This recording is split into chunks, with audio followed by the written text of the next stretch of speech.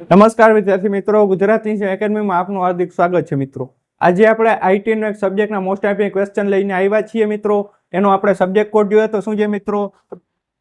436163 બરાબર મિત્રો. તો શું છે મિત્રો? Diploma IT engineering sem 6 GTU ના મોસ્ટ આઈપી ક્વેશ્ચન કોડ પાછો 436163 યાદ રાખવો ખૂબ એમપી છે મિત્રો.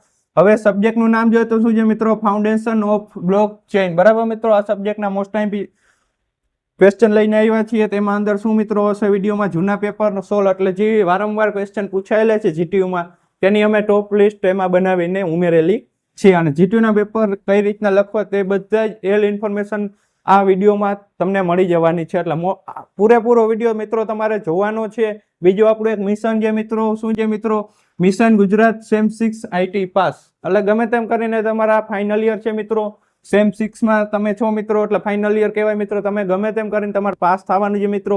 અહીંયાથી તમારે નક્કી કરવાનું હોય છે કે તમારે ડિગ્રી કરવી અથવા જોબ કરવી. એટલે તમારે બેમાં જો જવું હોય તો તમારે આ ક્લિયર કરવી પડશે. અથવા બેકલોગ અથવા કેટી તો ન જ આવી, પણ જો એક પણ બેકલોગ અથવા કેટી આવશે તો તમારે એકેયમાં જવાશે નહીં. એટલે ખાસ કરીને તમારે પાસ થવા જેટલું અને જેટલા મિત્રોને સારા પર્સન્ટેજ ગ્રેડ લેવા છે તે મિત્રો વધારે તૈયારી કરે બરાબર મિત્રો. અને મોસ્ટ આઈપી ક્વેશ્ચન અમે આ વિડીયોમાં આપેલા જ છે.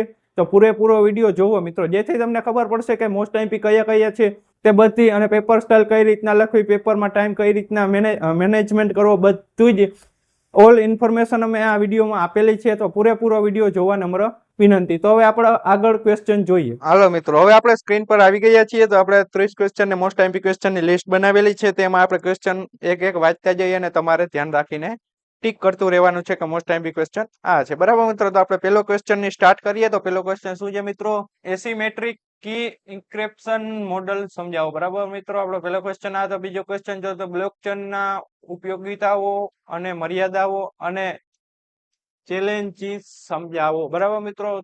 ત્રીજો ક્વેશ્ચન જોઈએ તો મિત્રો શું છે? કોન્સિડેન્સી, પછી અવેબિલિટી, પછી આપણે પાર્ટીશન, ટોલરન્સ, બ્લોકચેન ના સંદર્ભમાં સમજાવો બરાબર મિત્રો. એટલે આપણે સમજાવવાનું છે. તો ચોથો ક્વેશ્ચન જોઈએ તો આપણે વ્યાખ્યા છે. વ્યાખ્યા કઈ છે મિત્રો? એ જોઈએ. ડિસેન્ટ્રલાઇઝ્ડ બરાબર મિત્રો, નેટવર્ક, પછી વોલેટ, પછી બ્લોએન અને ક્રિપ્ટોગ્રાફી બરાબર મિત્રો. આપણે એટલી વ્યાખ્યા છે. પછી આપણે પાંચમો ક્વેશ્ચન જોઈએ તો મિત્રો શું છે? પરમિનેન્ટ અને પરમિશન લેસ બ્લોકચેન સરખામણી કરો બરાબર મિત્રો. પછી આપણે છઠ્ઠો ક્વેશ્ચન જોઈએ તો મિત્રો શું છે? બ્લોકચેન ના પ્રકાર, તેના ફાયદાઓ અને ગેરફાયદાઓ સાથે સમજાવવાના છે બરાબર મિત્રો. પછી આપણે સાતમો ક્વેશ્ચન જોઈએ તો શું છે મિત્રો? સેબિલ એટેક ઉદાહરણ સાથે સમજાવવાનું છે બરાબર મિત્રો.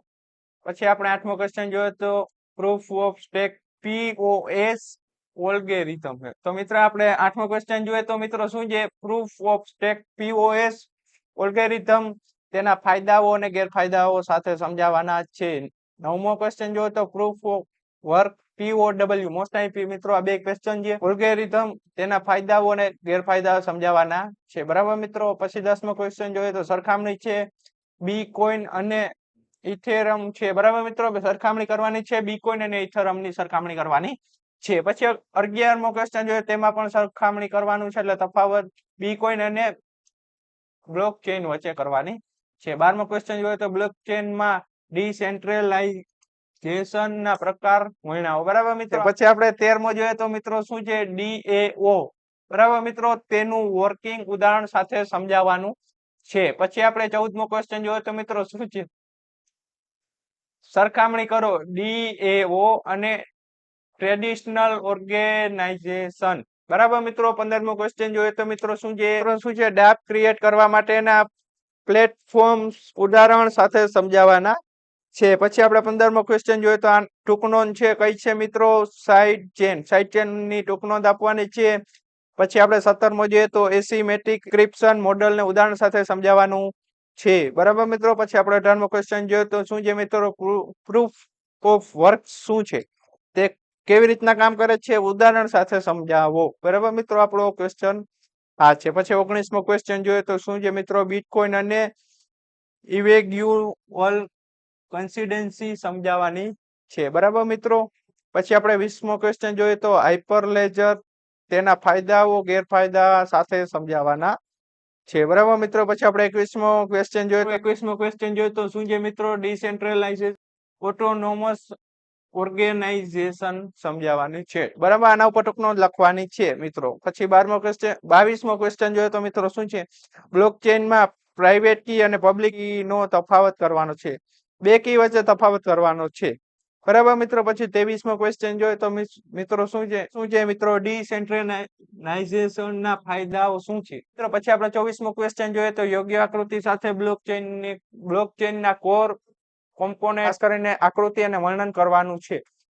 બરાબર મિત્રો, એટલે ખાસ કરીને ધ્યાનમાં રાખવાનું છે. 25મો ક્વેશ્ચન આવે બ્લોકચેનમાં ફોર્કિંગ શા માટે જરૂરી છે? બ્લોકચેનમાં વિવિધ પ્રકારના ફોર્કની યાદી બનાવો. બરાબર મિત્રો, તે આપણે કરવાનું છે. 26મો ક્વેશ્ચન જોઈએ તો સોફ્ટ ફોર્ક અને હાર્ડ ફોર્ક નો તફાવત આપવાનો છે. બરાબર મિત્રો. 27મો ક્વેશ્ચન આપણો આ હતો. બરાબર મિત્રો, આપણે જોઈએ તો હવે આપણે 28મો ક્વેશ્ચન જોઈએ તો મિત્રો શું છે? સ્માર્ટ કોન્ટ્રાક્ટ સમજાવો. સ્માર્ટ કોન્ટ્રાક્ટ ની વિવિધ એપ્લિકેશનો લખો. બરાબર મિત્રો, પછી આપણે 29મો ક્વેશ્ચન જોઈએ તો ERC-20 ટોકન ના ફાયદાઓ અને ગેરફાયદાઓ સમજાવવાનો છે. એટલે ERC-20 ટોકન ના ફાયદાઓ અને ગેરફાયદાઓ સમજાવવાનો છે. લાસ્ટ ક્વેશ્ચન જોઈએ વિવિધ પ્રકારના હાઇપરલેજર પ્રોજેક્શન નું વર્ગીકરણ કરવાનું છે. બરાબર મિત્રો, આપણા મોસ્ટ એમપી ક્વેશ્ચન એટલા હતા. બધા વિદ્યાર્થીઓને મોસ્ટ એમપી ક્વેશ્ચન આવી ગયા હશે મિત્રો, અને તમને ટીકે પણ કરી લીધા હશે, અને બધા વિદ્યાર્થી મિત્રોને બેસ્ટ ઓફ લક. અને ખાસ કરીને તમારે ફાઇનલ યર છે એટલે જીટીયુ ની તૈયારી ખૂબ જ સારી કરવાની છે. જીટીયુ સમય ટૂંકો છે એટલે ખાસ કરીને તમારે ધ્યાન રાખવાનું છે. એટલા મોસ્ટ એમપી ક્વેશ્ચન આપેલા છે એટલે આરામથી તમે પાસ અને સારા પર્સન્ટેજ લઈ આવી શકશો. બાકી તમારે આકૃતિ અને ડ્રોઈંગ કીધી હોય તો તમારે ખાસ કરીને આકૃતિ અને નામ નિર્દેશન સાથે દોરવાની છે. નકર માર્ક કપાવવાની પૂરી શક્યતા છે. અને ખાસ કરીને જીટીયુ ની પેપર સ્ટાઇલ પ્રમાણે જીટીયુ નું પેપર લખવાનું છે. સેક્શન વાઇઝ તમારે સારી રીતના લખવાનું છે. જે તમને વધારે આવડતું હોય તે તમારે સેક્શન પહેલા લખવાનું, જે ઓછું આવડતું હોય તેનું તમારે સેક્શન છેલ્લે લખવાનું છે. કેમ કે જે તમને આવડતું જ નથી તે રહી જાય તો હાલશે, તે માર્ક કપાઈ જશે તો ચાલશે, પણ તમને જે આવડતું હોય તેના માર્ક કપાશે એટલે તમને અફસોસ થશે. જેના કારણે તમારે શું કરવાનું છે? જે તમને આવડતું હોય છે તે તમારે સેક્શન પહેલા લખવાનું ચાલુ કરી દેવાનું છે. બાકી તમારે ખાસ કરીને સેમ 6 ફાઇનલ યર છે એટલે ખાસ કરીને જીટીયુ નું પાસ થવું ખૂબ જ જરૂરી છે. બાકી ક્વેશ્ચન કર્યું હોય તો કોમેન્ટ બોક્સમાં કોમેન્ટ કરજો. હવે આપણે મળીએ નેક્સ્ટ વિડીયોમાં. Thank you for watching Gujarat engineering academy.